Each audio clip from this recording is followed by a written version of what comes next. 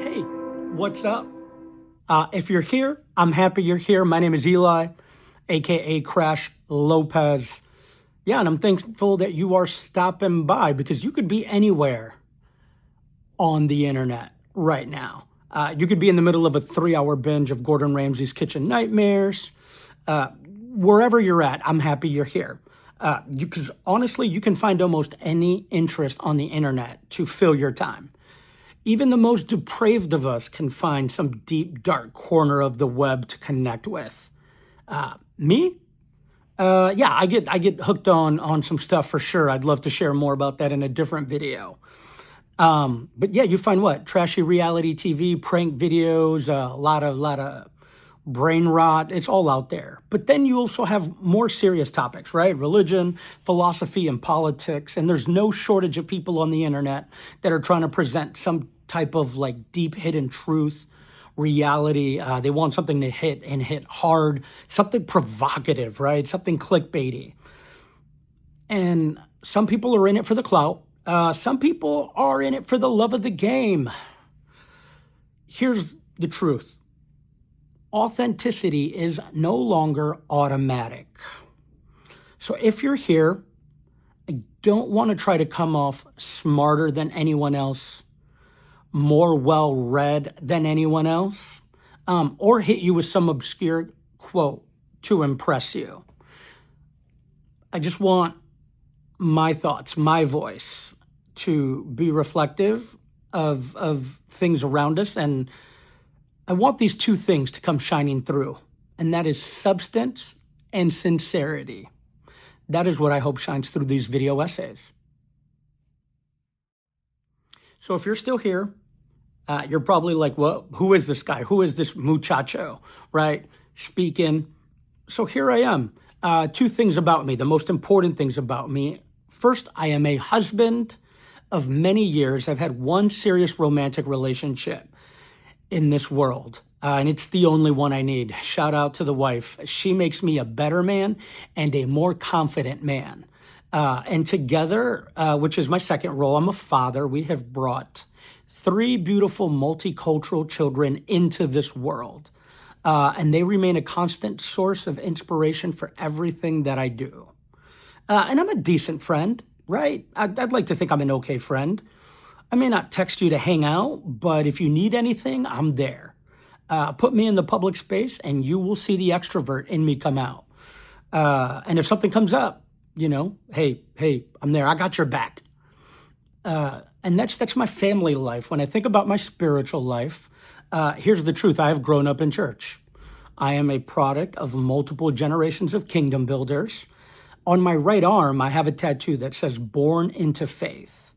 And in many ways, I feel that fits. I've tried to argue myself out of this belief system so many times. I'm not sure if I was meant to follow any other path, if I'm going to be honest and put my bias out there. I've spent 3 separate seasons of my life trying to convince teenagers that life is indeed better than the experience I had when I was growing up. And I believe that spiritual vitality is as much horizontal as it is vertical. It's not just about who you follow, but it's about who you surround yourself with. And as far as who I follow from a vertical sense, well, I wholeheartedly align myself with a particular first century radical who refused to put himself under any of the governing authorities of his day and ultimately gave up his life for that, and more importantly, his mission, which was the redemption of all humanity. This same figure could not be contained by any earthly measure of death. And so, if you're hearing me talk about my spiritual life, you probably make certain presumptions on my political life or belief system as well. And there was a time when that was absolutely true.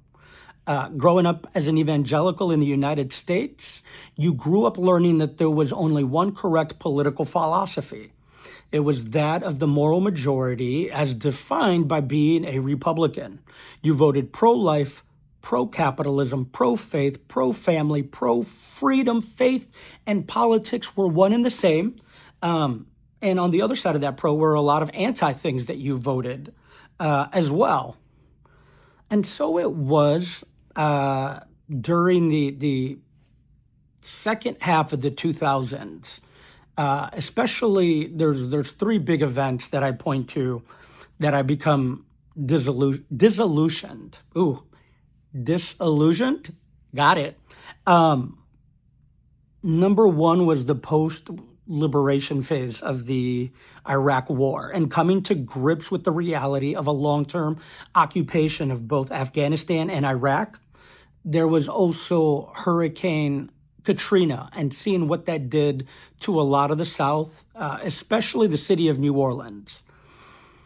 And the housing collapse, which avid listener of right-wing AM radio that I was as a young adult, of course, it was, the housing collapse happened because Bill Clinton believed that minorities like my parents deserved the chance to become first-time home buyers. And so I don't want to say that I deconstructed. I know that's a big buzzword. I would like to say this. I began a journey of finding a better approach, a cleaner approach, a more Christ-centered approach to how I lived my life. I did not seek to move left.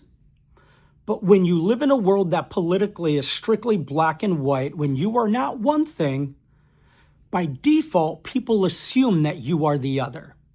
And as it stands today, I reject that notion. I exist and I perform my civic duties only as such to continue providing for my family. I live in full awareness of my national identity, my Mexican identity, but they both take a back seat to my spiritual identity. So hopefully you've heard who I am and you're somewhat interested in seeing what's left. So the question is, why an ongoing outward-facing video series? Why bother to put my voice out there amongst so many others? Do I really like the sound of my own voice that much? The answer is yes, but there are other considerations. Am I bored? Am I angry? Am I fed up? Am I driven by a constant need to do something creative? There probably is a little bit of truth in all of that. Am I driven by some narcissistic idea that this channel will take off in such a way that people will pay me to go and pick fights with 18-year-olds on college campuses? I don't know. But in all seriousness, there's two things that I really hope to accomplish here. I want my words first. I'm going to start that over first. I want my words to have a permanent record of how I am attempting to establish for myself and my family who we are as defined by a pursuit of an ideal Christian faith. There does not exist anything in this world that is so pure that humanity cannot come and muck it up. And I don't believe we're immune to that, especially here in the United States in 2025. So I may never find what I am looking for in this world, but I will never stop dreaming and talking about what that looks like in actuality. And the second thing I want to do is I want to establish that there are voices who have the courage to stand on the outside of our circles of influence and speak up for a kingdom untarnished by this world, untarnished by agendas, untarnished by fear. And maybe I am one of those voices. And a lot of people are interested in hearing this out. Or maybe this channel only reaches like 10 people, and years from now, my kids will discover it and see who their father was at this time. Either way, it's all good. I hope to be sincere. I hope to be open. And my prayer, yes, my prayer, is that we would all find a little bit more of what it means to live like Jesus in this world. And that's it. Thanks. And I hope to see you on the next one. Appreciate it so much.